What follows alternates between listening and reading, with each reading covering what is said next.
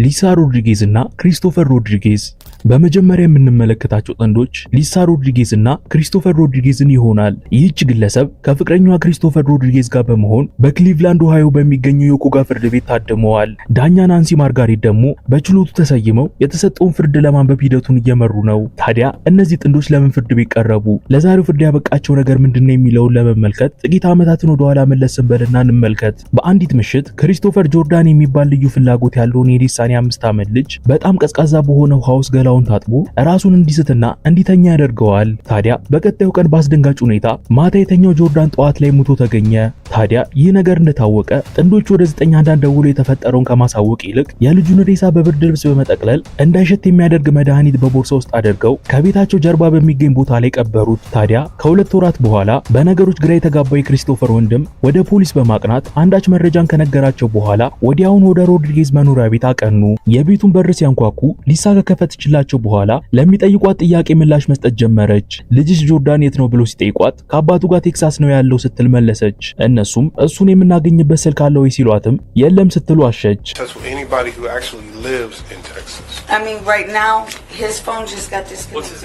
ታዲያ በነጋታው ፖሊስ ከሊሳ ያገኙትን መረጃ በመያዝ የክሪስቶፈር ወንድም ጋር በመደወል ተጨማሪ መረጃ ሲጠይቁ የክሪስቶፈር ወንድም ልጁን ማለትም ጆርዳንን ከቤታቸው ጀርባ ባለ ስፍራ እንደቀበሩት ነገራቸው። ታዲያ ይህንን ስንመለከት ምናልባት ጥንዶቹ በተፈጠረው ነገር ተጸጽተዋል ወይም አዝኗል የሚል ግምት ብትጠብቁም የሆነው ግን ከዚህ በተቃራኒው ነው። በሰሩት ወንጀል የተለያዩ ክሶች የተመሰረተባቸው ጥንዶቹ መከራከያ በማቅረብና የግድያ ወንጀላው ውድቅ እንዲደረግላቸው በማድረግ በሌሎች ክሶች እንዲከሰሱ አድርገዋል። ፍርድ ቤቱ እነዚህን ጥንዶች ሆን ብሎ ባልተፈጸመ ግድያ፣ ለሞት የሚያበቃ መሳሪያን በመጠቀም ግድያን በመፈጸም፣ ሕፃናትን ለአደጋ ተጋላጭ በሆኑበት ቦታ ውስጥ በማስገባትና ሬሳን በማጎሳቆል ወንጀል ክስ መስርቶባቸው ነበር። በዚህ ፍርድ ላይ የተሰየሙት ዳኛ ሩሶ የፍርድ ውሳኔውን ማንበብ የጀመሩት በሊሳ ከተሰጠው ፍርድ ነበር። ሊሳ ለሰራችው ወንጀል በፍርድ ቤቱ የተበየነባት ውሳኔ 25 ዓመታትን በእስር ቤት እንድታሳልፍ እንደሆነ ከገለጹ በኋላ ወደ ክሪስቶፈር ውሳኔ ከማምራታቸው በፊት ሊሳን እየተመለከቱ እንዲህ አሉ። እርግጥ ነው እንደ ዳኛ እዚህ ስሜት ማንጸባረቅ የለብኝም። ነገር ግን ባለፉት 22 ዓመታት ሳገለግል እንደዚህ አይነት እጅግ አስፈሪና ሆረር የመሰለ ወንጀል አይቻላቅም። ብዙ ሰዎች ልጅ ለመውለድ ሲጓጉና ሲፈልጉ ተመልክቻለሁ። እናንተ ግን ልጆችን በተደጋጋሚ እየወለዳችሁ ለሕይወታቸው ክብር ሳትሰጡ ከተራቀ የወረደ ክብር እያሳያችሁ ነው የምታሳድጓቸው ሲሉ እንባቸውን እየጠረጉ ተናገሩ። Mr. Rodriguez, this is a horror. I know as a judge I'm not supposed to show emotion. And in 22 years I never have. This is one of the worst things I've ever seen in my life. በመቀጠልም ሁለቱ ጥንዶች ይህንን ወንጀል ከመፈጸም ይልቅ የተሻሉ ነገሮችን ለማድረግ ብዙ አማራጭ እንደነበራቸውና ሰይጣናዊ ተግባር እንደመረጡ በማንሳት ክሪስቶፈርን በ28 ዓመት ጽኑ እስራት እንደቀጡ አስታወቁ። አሁን ላይ ሁለቱ ጥንዶች በኦሃዮ በሚገኙ ሁለት የተለያዩ እስር ቤቶች ፍርዳቸውን እየተቀበሉ ነው። ታዲያ የእነዚህ ጥንዶች ነገር እጅግ ቢያስገርመንም ቀጥሎ የምንመለከታቸው ጥንዶች ደግሞ ከነሱም የከፉ ናቸው። ጀርሚና ክሪስቲን። እነዚህ በትዳር የተጣመሩ ጥንዶች ከናዚ ሳቢዎች ጋር እጅግ የተቆራኙ ናቸው። በዳኛ ፊት ቻርልስ ፓርከር እና ሚስቱ ግራችን በመግደል ወንጀል ተከሰው ፍርድ ቤት የተበየነባቸው ጥንዶቹ ደጋግመው ፈገግ በማለት ወንጀሉን በደስታ እንደፈጸሙት አረጋግጠዋል።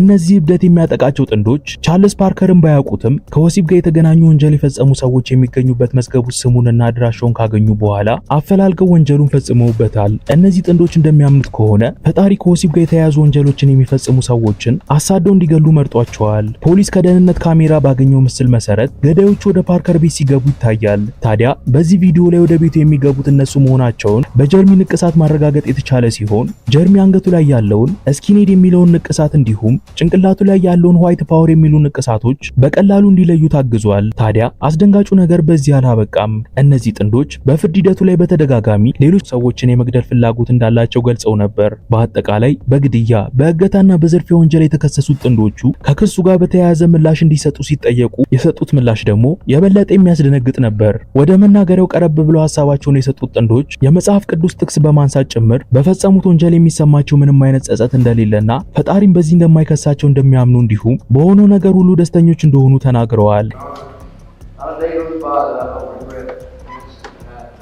ይህንን የፍርድ ሂደት የመሩት ዳኛ ሊ አልፍሬድ የፈጸሙትን ወንጀል እጅግ አደገኛ እንደሆነና የተገደሉትም ጥንዶች ያጠፉት ጥፋት እንደሌለና መሞትም እንደማይገባቸው ገልጸው ይህንን ወንጀል የፈጸሙትን ጀርሚና ክርስቲያንን እድሜ ዘመናቸውን በእስር ቤት እንዲያሳልፉ ፍርዱን አስተላለፈ። ታዲያ ጥንዶቹ በፍርዱ ከመደናገጥና ከማዘን በተቃራኒ በደስታ የመጨረሻና የስንብት የሆነውን ከንፈር መጎራረስ ጀመሩ። ከፍርድ ሂደቱም በኋላ ምንም አይነት ጸጸት ያላሳዩት ጥንዶቹ ወደ ማረፊያቸው ሲወሰዱ፣ በተለይም ደግሞ ሴቷ ነፍሰ በላ እድል ብታገኝ ወንጀሉን ደጋግማ እንደምትፈጽምና የሟች ቤተሰቦችን ቢሞቱ ደስ እንደሚላት እየተናገረች ወደ መኪናዋ አምርታለች። I have no regrets. Killing that pedophile was the best day of my life. Do you have anything to say to the victim's family? May they die also. ዲያ ሚልበርግ በወቅቱ የ41 ዓመት ዕድሜ ላይ ትገኝ የነበረችው ዲያ ከባለቤቷ ጋር በመሆን የፈጸሙት ወንጀል እጅግ አስደንጋጭ የሚባል ነበር። 3 ዓመታትን ወደ ኋላ መለስ ብለን የሆነውን እንመልከት። በወቅቱ ዲያ ኤሪክ ሚልበርግ ከተባለው ፍቅረኛዋና አሌክስ ራስሙሰን ከተባለችው ሞግዚት ጋር በመኖሪያ ቤታቸው ውስጥ አልኮል እየጠጡና አደንዛዥ ዕፅ እየተጠቀሙ እንዲሁም ጾታዊ ግንኙነት እየፈጸሙ ነበር። ታዲያ በዚህ መሃል የዲያ ባለቤት የሆነው ኤሪክ ያደረገው ነገር ነገሮችን ወደ ተባባሰ ደረጃ ደረሳቸው።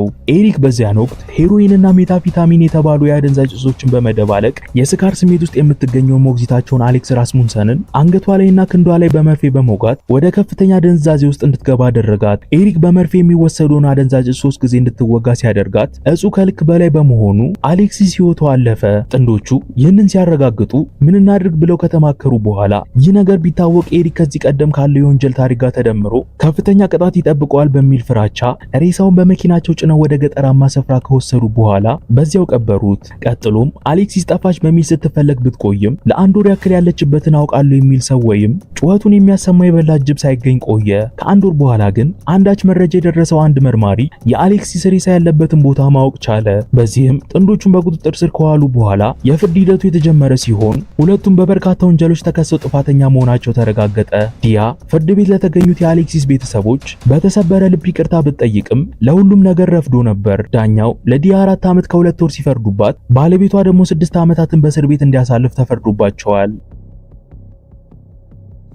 ሴት ዌልች እና ታቲያና ፉሳሪ በግብርና ላይ የተሰማሩትና ሃይማኖታዊ የሚባል የህይወት ዘይቤ የነበራቸው እነዚህ ጥንዶች ፍጹም ባልተጠበቀ መልኩ የ10 ወር ሕፃን በመግደል ወንጀል መከሰሳቸው እጅግ አስደንጋጭ የሚባል ክስተት ነበር።